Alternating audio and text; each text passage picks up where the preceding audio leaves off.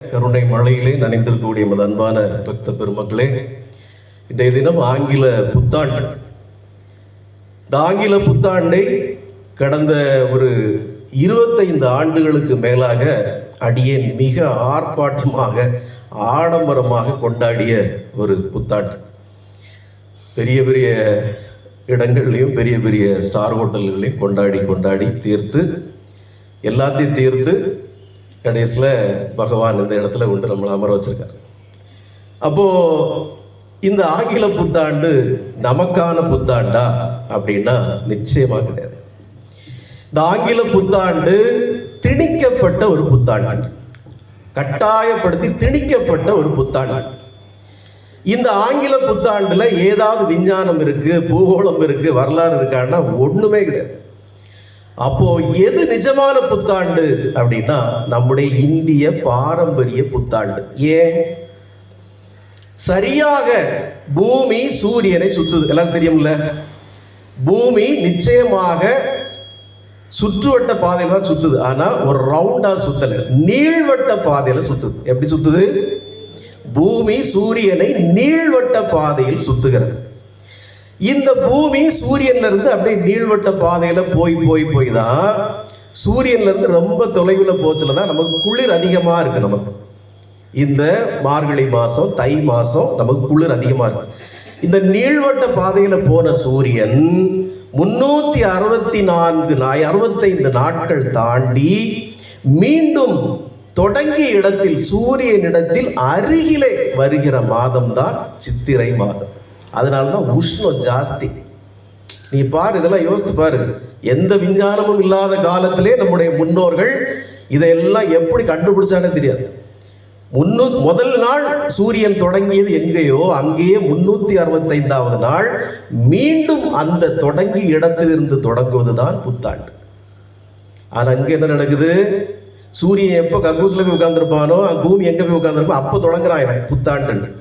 இது முழுக்க முழுக்க அந்நிய ஆங்கிலேயர்களுக்காக வடிவமைக்கப்பட்ட ஒரு ஃபேஷன். இப்போ அந்த கடவுள் டிசம்பர் 25ஆம் தேதி தான் பிறந்தாருக்கு எந்த ஆதாரம் கிடையாது. இவனுக்கு எதாவது பிடிச்சி பண்டிகை தின்னு கொண்டாடணும், அதுக்கு வேண்டி 25ஆம் தேதி அவர் பிறந்தாரு, அப்படியே ஒரு ஆஃப் ஏர்லி லீவை கொடுப்பா எங்களுக்கு, நாங்கள் அப்படியே புத்தாண்டெல்லாம் கொண்டாடிக்கிறோம். இப்போ இருக்க ஹாலிடே எல்லாம் அவங்களுடைய சிஸ்டம். பங்குனி சித்திரையில் 2 மாதம் லீவு. அவன் சூடு தாங்க மாட்டான், அவன் எங்கேயாவது போயிடுவான், ஊட்டி கொடைக்கானல் போயிடுவான், பங்களா கட்டிட்டு. அவனுக்காக கோர்ட் லீவு 2 மாதம். ஏண்டா உங்களுக்கு, நீங்கள் இங்கே தானடா பிறந்தீங்க, உங்களுக்கு இதுக்கடா கோர்ட் லீவு. அவன் போட்டிருந்தான் அவர் கோட்டு, மை லார்டு நமக்கு, உனக்கு எதுக்கு அந்த கோட்டு? ஆங்கில மோகம், அந்நிய மோகம். அவன் ஊரில் குளிர், கோட்டு சூட்டு போட்டு டையெல்லாம் கட்டிக்கிட்டான். நீங்கள் ஏன்டா போடுறீங்க? நம்ம நாட்டுக்கு தேவையா? அங்கே பாலைவனத்தில் அடிக்கடி மணல் புயல் வரும், அதுல இருந்து பாதுகாத்துக்கிறதுக்காக ஆணும் பெண்ணும் மூடிக்கிட்டாங்க. இங்கே ஏன்டா மூடுறீங்க? நீங்க எந்த மதத்தை வேணாலும் ஃபாலோ பண்ணுங்க, ஆனா கலாச்சாரத்தை நீங்க இந்தியனா இருங்கன்னு தான் நம்ம சொல்றோம். இந்தியால நீங்க வாழ்றீங்க, இந்தியனா வாழ்றீங்க, எந்த கடவுளை வேணாலும் கும்பிட்டுக்கோங்க, ஆனா இந்திய பாரம்பரியத்தில் இருங்க. இந்த ஆங்கிலேய கட்டமைப்பு 54 நாடுகளை அடிமைப்படுத்தியது. இந்த 54 நாடுகள்லையும் தன்னுடைய கலாச்சாரத்தை, தன்னுடைய மதத்தை, தன்னுடைய மொழியை திணித்தது. இது மட்டுமா? உலகின் பல நாடுகளை போய் ஆக்கிரமிச்சு அங்க இருந்த ஜனங்கள் எல்லாம் பச்சையா தின்னுட்டு இவனு உட்கார்ந்துருக்காங்க. இன்க்ளூடிங் அமெரிக்கா அதுக்கு முழு உதாரணம். அமெரிக்காவில் இருக்கக்கூடிய இப்ப இருக்கக்கூடிய அதிபரோ அங்க இருக்கக்கூடிய ஜனங்களோ ஒரிஜினல் அமெரிக்கன்ஸ் கிடையாது.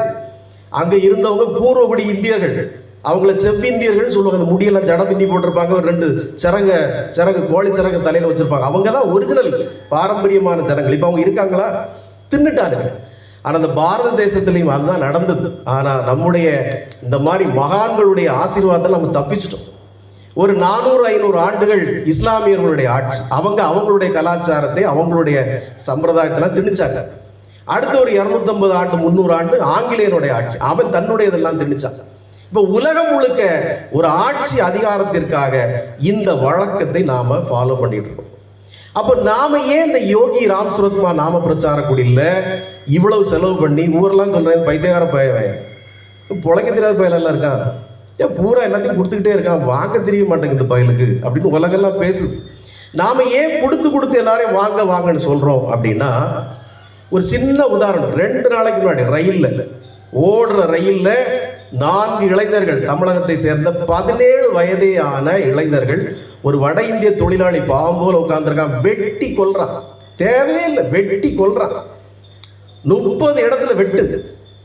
எல்லாம் 17 வயது நிரம்பிய, இந்த தலையில ஒரு கலர் அடிச்சு விட்டுருப்பாங்கல்ல, பச்சை சிவப்பு மஞ்சள். அப்ப யாருன்னு நான் சொல்ல வேண்டியதில்லை, வெளிப்படையா புள்ளிங்கோஸ் அப்படிம்பாங்க. அந்த புள்ளிங்கோஸ் ஒரு குறிப்பிட்ட சமூகத்தை சேர்ந்த புள்ளிங்கோஸ்.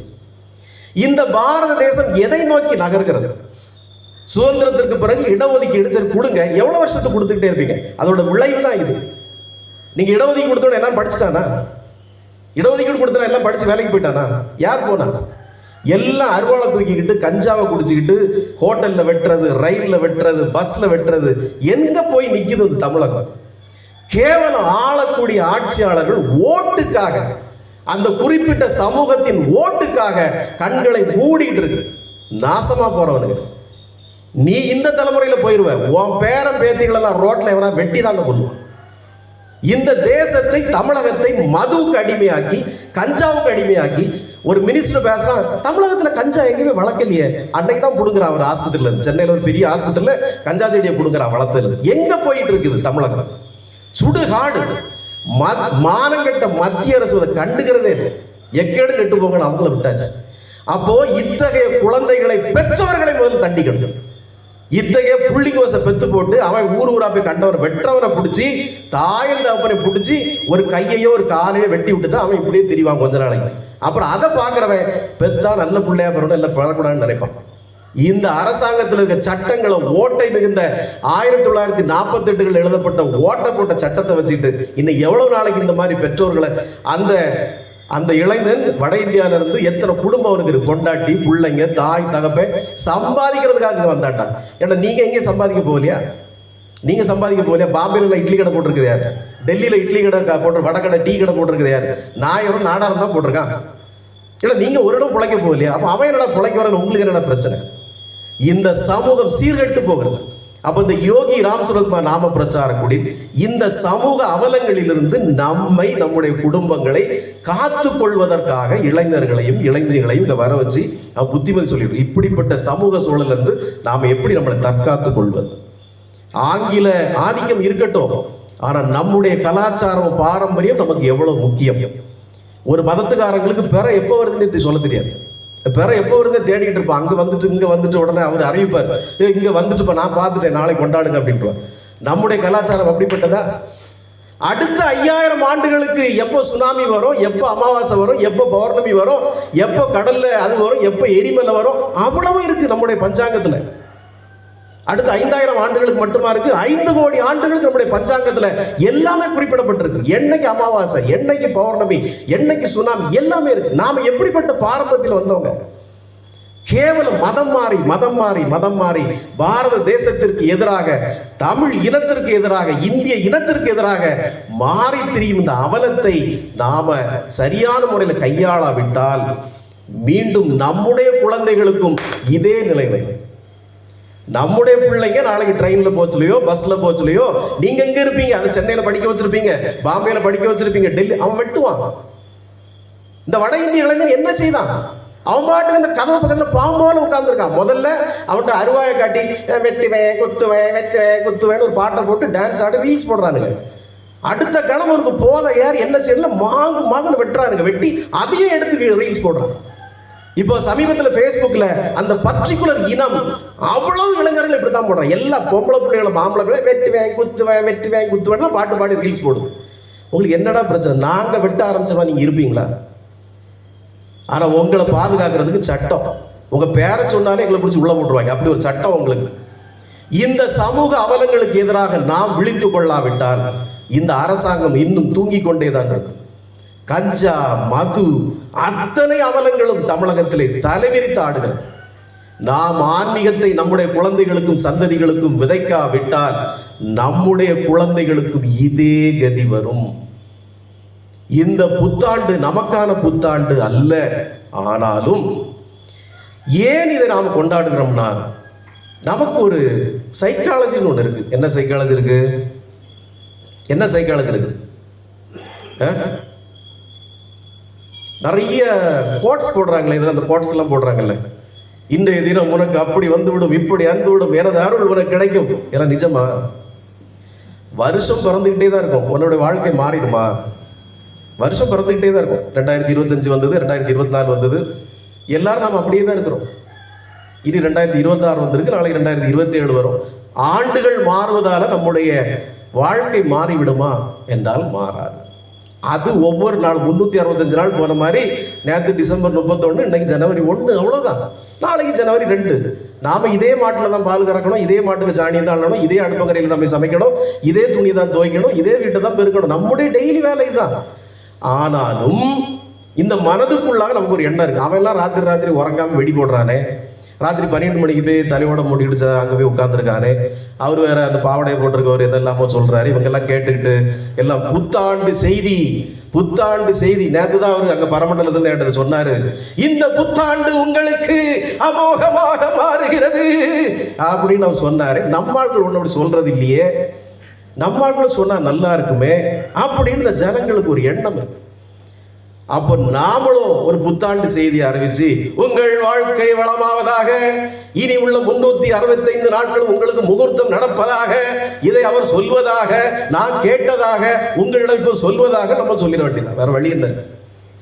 ஆனால் எமதன்பை பக்த பெருமக்களே, நிஜத்திலே என்னவென்றால் நம்முடைய பகவான் மீதான பரிசுத்தமான பக்தியும், அவர் மீதான நமது நாட்டமும், நம்முடைய செயல்களில் தூய்மையும், நம்முடைய ஆணவம் அகந்தை அழித்து அவருடைய திருவடிகளில் சரணாகதி அடைவது மட்டும்தான் நம்முடைய வாழ்க்கையை புரட்டி போடுமே ஒழிய 2026 புரட்டி போடாது, 27 புரட்டி போடாது.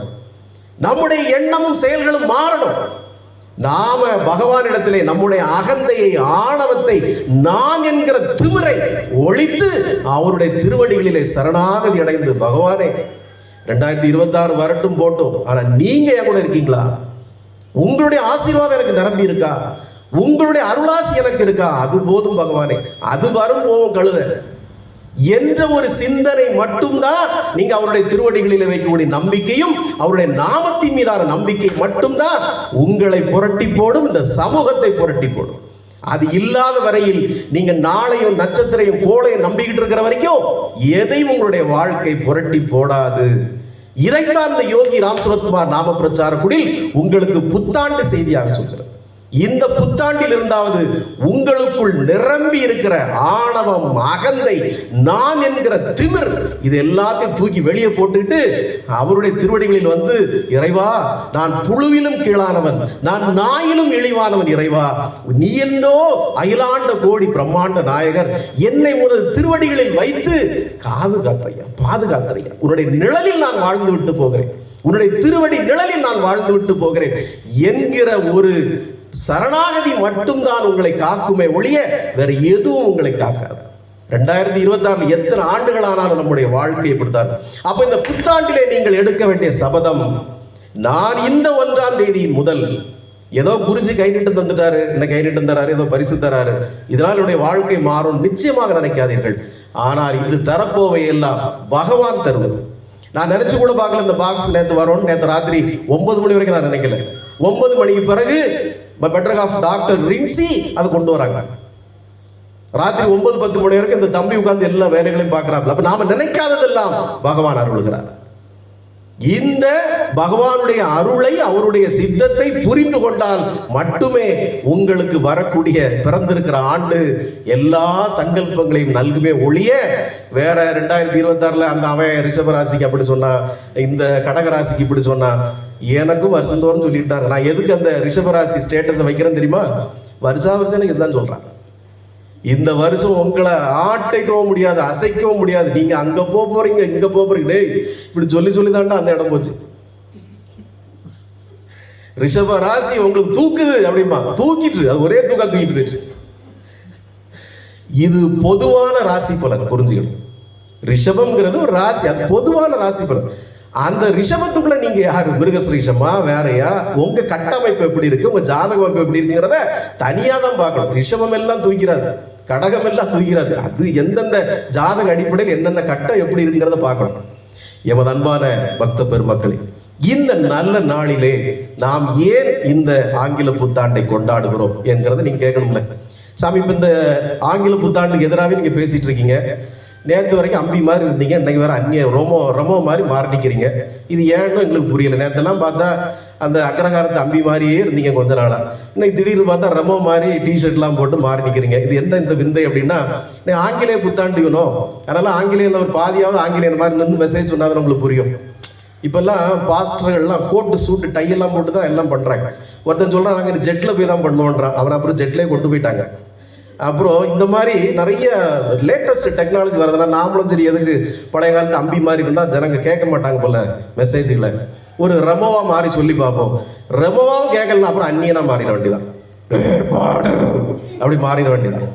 அதானே, அம்பியா சொல்லி பார்த்தாச்சு, ரெமோவாவும் சொல்லியாச்சு, இதுலேயும் வரலன்னா அப்புறம் அந்நியனா மாறிட வேண்டியது. இது ஒண்ணுதான். எமது அன்பான பக்த பெருமக்களே, இந்த ஜனவரி புத்தாண்டுக்கு எதிராக நாம் இவ்வளவு பேசிவிட்டு ஏன் இந்த ஜனவரி புத்தாண்டை நாம் இந்த யோகி ராம் சுரத்குமார் நாம பிரச்சார குடிலே கொண்டாடுகிறோம் என்றால், பகவான் யோகி ராம் சுரத்குமார் இதே போல ஒரு ஆங்கில புத்தாண்டு அன்று திருவண்ணாமலையிலே சன்னதி திரு இல்லத்திலே அன்று தன்னோடு இருந்த பக்தர்கள் அனைவரையும் திடீர்னு அவர் சொன்னார், எல்லாரும் போய் மெழுகுவர்த்தி வாங்கிட்டு வாங்க. ஏன் மெழுகுவர்த்தி வாங்கிட்டு சொன்னாரு? ஏன் சொல்லுங்க தண்ணி? ஏன் மெழுகுவர்த்தி வாங்கிட்டு சொன்னாரு? தண்ணி வாங்கிட்டு. ஏன் மெழுகுவர்த்தி வாங்கிட்டு சொன்னார்? ஏன் பகவான் யோகிராம் சுரத்குமார் மெழுகுவர்த்தி வாங்கிட்டு சொன்னார்? அங்க அவரு இருக்க சந்தை திரு வீட்டுல திடீர்னு விளக்கு ஏற்ற முடியாது. ஒரு விளக்கு இருக்கும், எல்லாரும் விளக்கா கொண்டு போயிருப்பாங்க. இல்ல பக்கத்து கடையில போய் டக்குன்னு விளக்கா வாங்க முடியாது. ராத்திரி எல்லாரும் மெழுகுத்திரி வாங்கிட்டு வாங்கன்னு சொல்றாங்க. அந்த மெழுகுத்திரி எல்லாம் அந்த சன்னை தெரு வீட்டில் ஏற்றி வைத்து விட்டு பகவான் திடீரென தன்னுடைய முகத்தையும் தன்னுடைய காலத்தையும் மாற்றி திடீரென ஒரு வித்தியாசமான குரலிலே சொன்னார், இன்று இந்த இடத்திலே அடியேனோடு அமர்ந்திருக்கிற அத்தனை பேரையும் என் தந்தை சிறப்பாக ஆசீர்வதிக்கிறார். இந்த நாள் உங்களுடைய வாழ்க்கையிலே மாற்றத்தை உண்டு பண்ணும். இந்த நாள் ஒரு சிறப்பான நாள். இந்த நாளிலே உங்கள் அனைவரையும் என் தந்தை விசேஷமாக ஆசீர்வதிக்கிறார் என்று பகவான் யோகி ராம் சுரத்குமார் இதே போல ஒரு ஆங்கில புத்தாண்டிலே அனைவரையும் ஆசீர்வதித்தார். அப்ப அதை நாம் ஞாபகம், அது அவங்க ஆசீர்வதிச்சதா? நம்மை இன்று ஆசீர்வதிப்பது அவர் யாரோ ஒரு பக்தருக்கு சொன்ன மெசேஜ்ல அவங்களுக்கு சொன்ன மெசேஜ் மட்டும் இல்ல, காலம் காலமாக நமக்கு இனி வரக்கூடிய சந்ததியினருக்கு அவர் சொன்ன ஒரு மெசேஜ். ஆகவே பகவான் அதை செய்ததால், பகவான் ஆசீர்வாதம் உண்டு என்று சொன்னதால் இந்த ஆங்கில புத்தாண்டு தினத்தை நாமும் இந்த யோகி ராம் சுரத்குமாருடைய திருவடிகளிலே அவருடைய ஆசீர்வாதத்தோடு நாம் கொண்டாடி கொண்டிருக்கிறோம். எல்லாமல்ல எம்பெருமான் யோகி ராம் சுரத்குமாருடைய பரம கருணையிலே அருள் மழையிலே நனைந்திருக்கக்கூடிய எமது அன்பான பக்த பெருமக்களே, நாம் இப்போ சொல்லுகிறோம், இந்த நல்ல தினத்திலிருந்து உங்களுடைய வாழ்க்கையில் வளமும் நலமும் பெருகும். எம்பெருமான் யோகி ராம் சுரத்குமார் இதைத்தான் பல ஆண்டுகளுக்கு முன்பாக சூளுரைத்தார். ஆகவே அவருடைய சூளுரையாக நீங்கள் புரிந்து கொண்டுள்ளது, அடியேன் சொன்னது போல உங்களுடைய மனதில் இருக்கும் மாசுகளை எல்லாம் களைந்து உங்களுடைய அங்கங்களில் நிறைந்து கிடக்கும் ஆணவம் அகங்காரம் எல்லாவற்றையும் களைந்து அவருடைய திருவடிகளிலே நீங்கள் சரணாகதி அடைந்து அவருடைய நாமத்தையும் அவருடைய பாதத்தையும் விடாமல் பற்றி கொண்டீர்களானால் நான் உறுதியிட்டு கூறுகிறேன், நிச்சயமாக உங்களுடைய வாழ்க்கை இந்த நாளிலிருந்து மாறும். இந்த புத்தாண்டில் இருந்தாவது ஒரு உறுதிமொழி எடுங்கள், நான் எக்காரணம் கொண்டும் என்னுடைய வாழ்வில் தினமும் வரக்கூடிய 24 மணி நேரங்களில் நான் சில மணி நேரங்களை பகவானுக்காக நான் ஒதுக்குவேன். வாரத்தில் வரக்கூடிய 7 நாட்களில் ஒரு நாளில் பகுதி நாளை நான் பகவானுக்காக ஒதுக்குவேன். ஏனென்றால் எனக்கு இங்க இருக்கக்கூடிய உறவுகள் எதுவுமே எனக்கானதில்லை, இந்த உடல் கூட எனக்கானதில்லை. எனக்கானது ஒன்றே ஒன்று, அவர் மட்டும்தான்.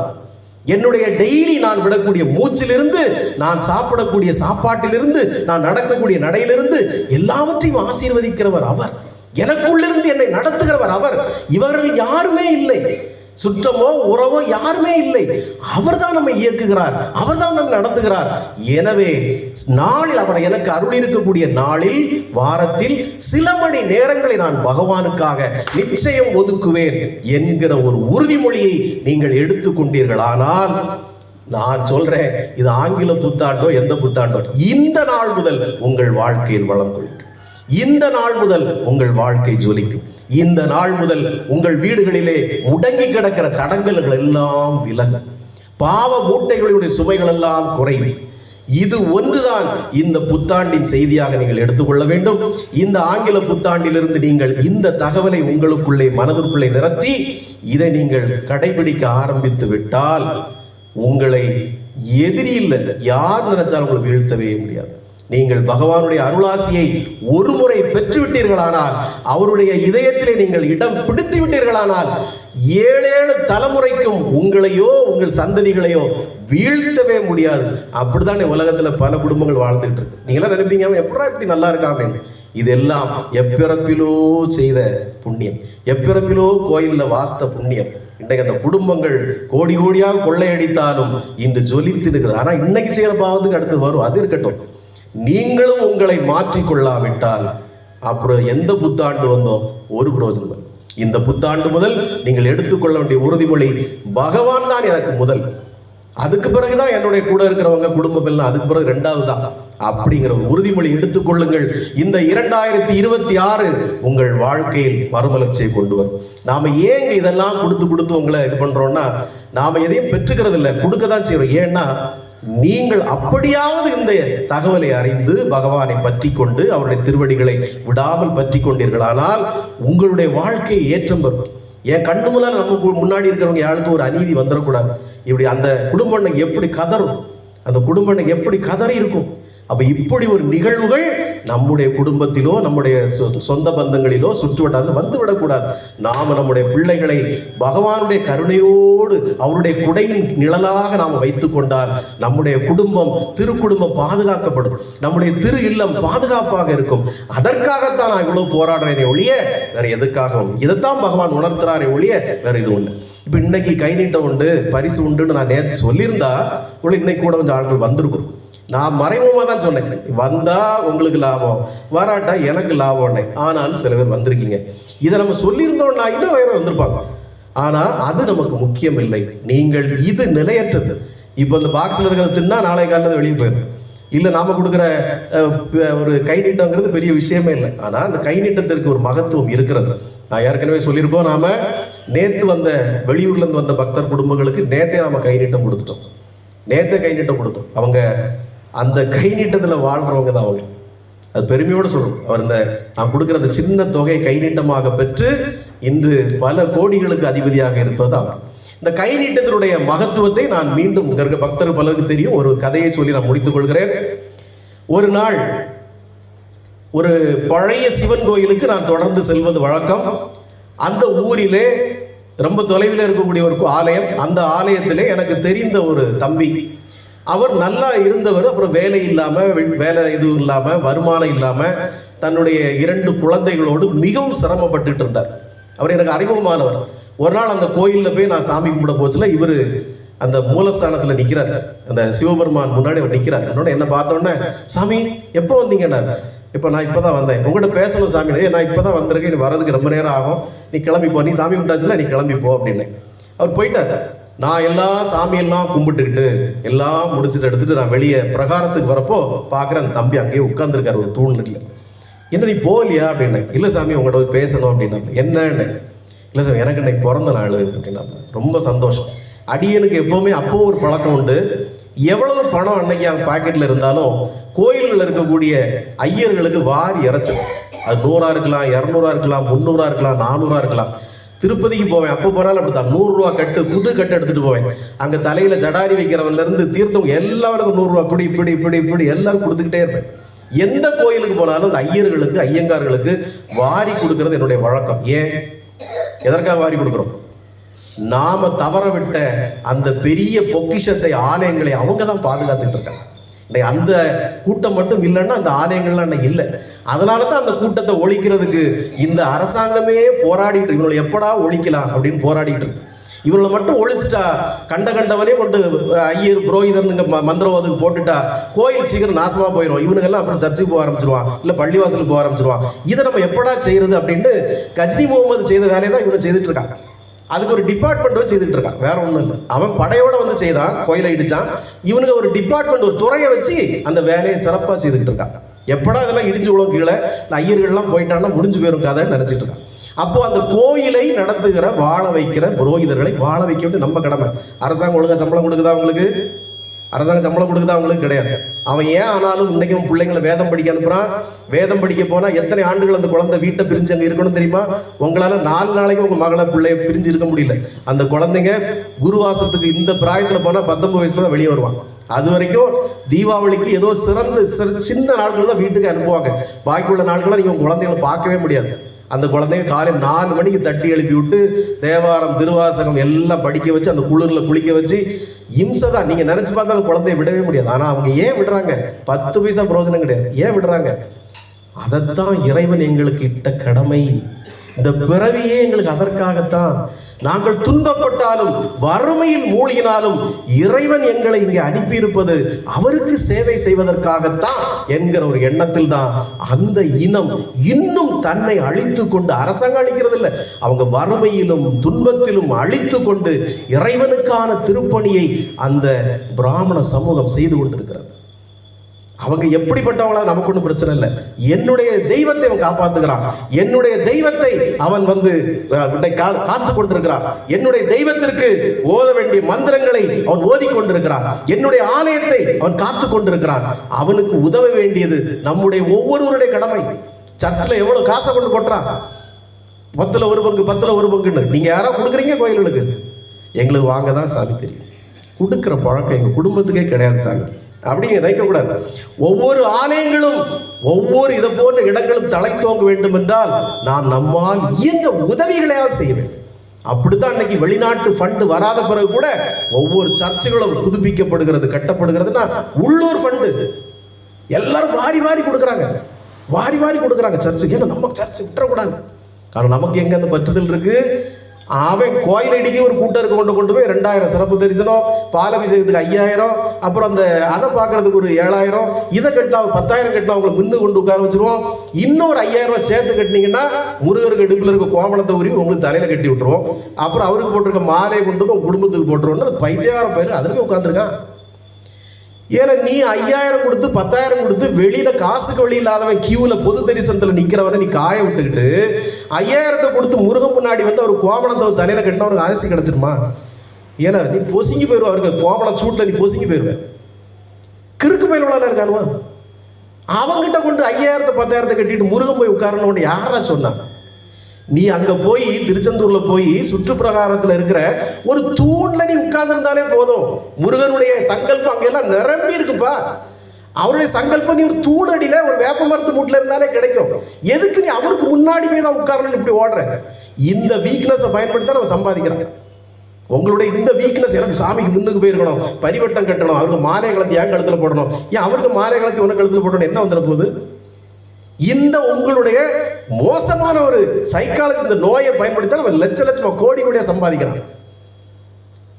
எமது அன்பான பக்த பெருமக்களே, இதையெல்லாம் விட்டு இந்த யோகி ராம் சுரத்குமார் நாம பிரச்சாரக்கூடிய உங்களுக்கு எளிமையாக இறைவனுடைய அருளை பெறுவது எப்படி, எளிமையாக மிக எளிமையாக இறைவனுடைய சங்கல்பத்தை அடைவது எப்படி என்பதை நமக்கு கற்றுத் தருகிறது, நமக்கு போதிக்கிறது.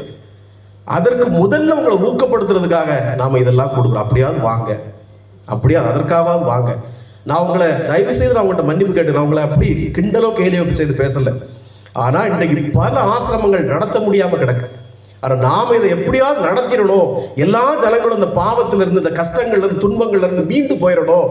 நான் எப்படி இறைவனுடைய சங்கல்பத்தால் எனக்கு சந்தோஷமா இருக்கிறனோ, கோடி கோடியா இருந்தப்போ நான் இவ்வளவு மகிழ்ச்சியா இல்லை, எதுவுமே போனப்போ நான் இவ்வளவு சங்கடப்படல, நான் இன்னைக்கு இவ்வளவு சந்தோஷமாக இருக்கிறேனே, இதே போல இந்த ஜனங்களும் மிக மகிழ்ச்சியாக, எந்த நிலையிலும் மகிழ்ச்சியாக சந்தோஷமாக இருக்க முடியும் என்றால் இந்த சூட்சமத்தை உங்களுக்கும் சொல்லித்தர வேண்டும் என்கிற ஒரே ஒரு எண்ணத்தாலேயே உங்களை இப்படியா அழைச்சு சொல்லி கொடுப்போம்னு நினைக்கிறேன்.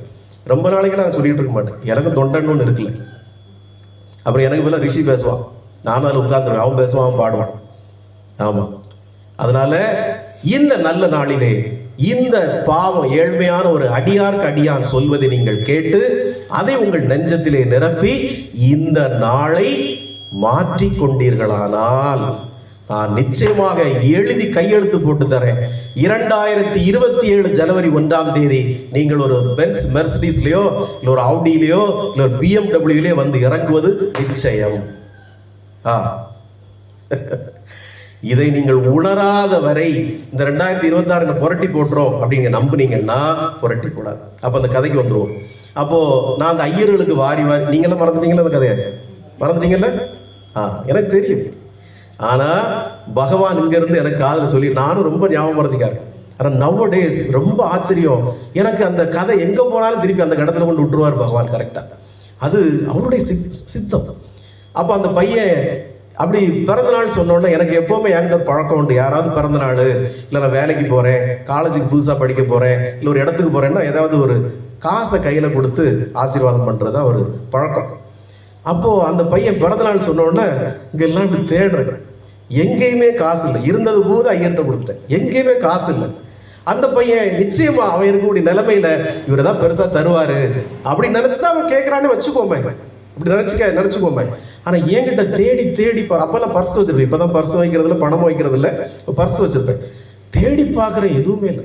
ஒரு காலத்துல அந்த பர்ஸுக்குள்ள 200 ரூபா வந்த புதுசுல கட்டுக்கட்டா இருக்கும், யார் கட்டாலும் எடுத்து கொடுப்பேன். 500 ரூபா வந்த புதுசுல கட்டுக்கட்டா இருக்கும். எல்லாரும் பாக்குறேன், என்னங்க இப்படி எடுத்து கொடுத்து எல்லாரும் பிளஸ் பண்றீங்க. ஒரு காலத்துல அந்த பர்ஸுக்குள்ள ஒண்ணுமே இல்லை, ஆனா தேடுறேன், ஒண்ணுமே இல்லை. அவனும் அப்படியே பாக்குறான்.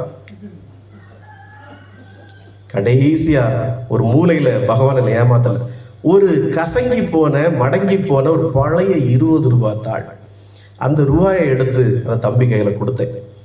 அப்ப அவனுக்கு முகம் கொஞ்சம் வாடிட்டு, என்ன சாமி இவ்வளவு நேரம் உட்கார்ந்துருந்ததுக்கு 20 ரூபாயா? அப்ப நான் அவனை சொன்னேன், தம்பி நீ இது வெறும் 20 ரூபான்னு நினைக்காத. இந்த நாள் அண்ணாமலை ரஜினிகாந்த் சொன்ன மாதிரி உன் கேலண்டர்ல குறிச்சு வச்சுக்கோ. இனி உன்னுடைய வாழ்க்கையில் ஏற்றம் வரும். இந்த நாள் முதல் உன்னுடைய வாழ்க்கையில் மாற்றம் வரும். நீ உயர்வான நிலையை அடைவாய். உன்னுடைய பணியும் செய்ய முடியாமல் முடங்கி கிடக்கிற உன்னுடைய திரு இல்லம் பணி முடியும். மனைவி இல்லாமல் 2 குழந்தைகளோடு துன்பப்படுகிற உனக்கு ஒரு மனைவி வருவாள். வேலை இல்லாமல் துன்பப்படுகிற உனக்கு ஒரு வேலை கிடைக்கும். பொருளாதாரத்தில் நீ சிறுக சிறுக முன்னேறுவாய் என்று அந்த 20 ரூபாய் அந்த தம்பி கையில கொடுத்தேன். நீங்க நம்புங்க, அந்த தம்பி இன்னைக்கு அந்த வீடை வேலை முடிச்சு ஒரு கல்யாணமும் பண்ணி அந்த ஒரு பையனை வெளியூர்ல ஒரு ஸ்கூல்ல படிக்க வச்சு சந்தோஷமா தொப்பை எவ்வளவு பெருசா வளர்த்துக்கிட்டு அவர் காலையிலேயே ராத்திரி நல்ல உற்சாக பானங்கள்லாம் குடிச்சு ரொம்ப சந்தோஷமா இருக்காரு. அவர் இந்த கிருபையை அப்படி பயன்படுத்திக்கிட்டார். டெய்லி நம்ம இப்படி தொப்பை பெருக்கிக்கணும், நல்லா போட்டுக்கணும் புரிஞ்சுக்கிட்டார். ஆனா இன்னைக்கு பல சொத்துக்களை அவர் முடிச்சு கொடுக்குறாரு, ரியல் எஸ்டேட் பண்றாரு. ஒவ்வொரு ப்ராப்பர்ட்டிலேருந்து 1 லட்சம் 2 லட்சம் 3 லட்சம் கமிஷன்கள் குவியுது. வீடெல்லாம் போட்டு சந்தோஷமா இருக்கிறார். அப்போ இந்த 20 ரூபாயின் மகத்துவம் சிறப்பானது. பகவான் யோகி ராம் சுரத்குமார் யார் எந்த நல்ல காரியத்திற்கு போனாலும் என்ன பண்ணுவார்னா ஒரு 1 ரூபா காயின் எடுத்து கொடுப்பார். தன்னுடைய ஆசிரமம் கட்டுறச்ச கூட, தன்னுடைய ஆசிரமம் கட்டப்படும் போது கூட ஒரு 5 ரூபாய் எடுத்து கொடுத்தார், கட்டு அப்படின்னு. இங்கே கொடுக்கப்படுவது 1 ரூபாயா 5 ரூபாய்ங்கிறது முக்கியம் இல்லை, கொடுப்பது யார் என்பதுதான் முக்கியம். இங்கே இப்போது கொடுக்க போகிற கை நீட்டம் பகவான் யோகி ராம் சுரத்குமார் உங்களுக்கு அருள்வது. அவருடைய திருவடிகள்ல தான் அந்த பணம் கட்டு இருக்கு. அதனால இந்த ஆசீர்வாதத்தை நீங்கள் பெற்றுக்கொண்டால் மட்டும் போதாது, நான் சொன்னது போல உங்களுடைய எண்ணங்களையும் சிந்தனைகளையும் மாற்றி செயல்படுவீர்களானால் தன்னை தாழ்த்தி கொள்ளுங்க. எப்போதுமே தன்னை தாழ்த்தி கொள்ளுங்க. அதுதான் உங்களுடைய வாழ்க்கையில் ஏற்றத்தை தரும். பதவி வரும்போது பணிவு வர வேண்டும், துணிவு வர வேண்டும். அதே போல உங்களை தாழ்த்தி கொள்ளுங்கள். எல்லாமல்ல எம்பெருமான் யோகி ராம் சுரத்குமார் இந்த நல்ல நாளிலே உங்களுக்கும் உங்கள் திரு குடும்பத்திற்கும் உங்கள் திரு இல்லத்திற்கும் நல்லதே செய்வார். எப்போதுமே ஒரு விஷயத்தை நீங்க புரிஞ்சுக்கோங்க, இதை சொல்லி முடிச்சுக்கிறேன். பகவான் யோகி ராம் சுரத்குமார் உனக்கொண்டு என்று அருள்வதே இல்லை. இவன் வந்தா இவளுக்கு ஒண்ணு, அவன் வந்தா அவளுக்கு ஒண்ணுன்னு அவர் அருள்வதே இல்லை. எல்லோருக்கும் ஒரே அருள் தான். அந்த 2 கைகளும் எல்லோருக்கும் ஒன்றுதான். அதை கிரகிக்கிற நிலையில உன் மனநிலை இருக்கா என்பதுதான் முக்கியம். நான் எப்போதுமே ஒரு உதாரணம் சொல்வேன். குற்றாலத்துல 5 அருவி பாஞ்சிக்கிட்டே தான் இருக்கும். எப்போ அது நிக்குதா? நிக்காது. கோடை காலம் வந்தா கொஞ்சம் குறையும். ஐந்தருவியில தண்ணி ஆர்ப்பரித்து கொட்டுவதை சில பேர் அப்படியே செல்ஃபி எடுப்பான், சில பேர் போட்டோ எடுப்பான், சில பேர் லேச காலை நிறைப்பான், சில பேர் தொட்டு அப்படி முகத்தை கழுவிக்குவான். ஒரு சில பேர் தான் அதுல மணிக்கூர் கணக்கு நின்று நல்லா குளிச்சு உடம்புல இருக்கிற சூட்டெல்லாம் போக்கிக்கும். அதே போல நீங்கள் செல்ஃபி எடுக்கிற ஆளா, இல்ல காலகை கழுவிட்டு போயிடுற ஆளா, இல்ல முழுக்க குளித்து பகவானுடைய அந்த சங்கல்பத்தை அடைகிற ஆளாங்கிறத உங்களுடைய மனசு தான் முடிவு பண்ணும். அப்ப நீங்க இந்த புத்தாண்டிலிருந்து நீங்கள் வைக்க வேண்டிய பிரார்த்தனை, இறைவா, யோகி ராம் சுரத்குமாரா, எங்க குருஜி சொன்ன மாதிரி எனக்கு நான் வேற எதையும் உன்கிட்ட கேட்கலப்பா.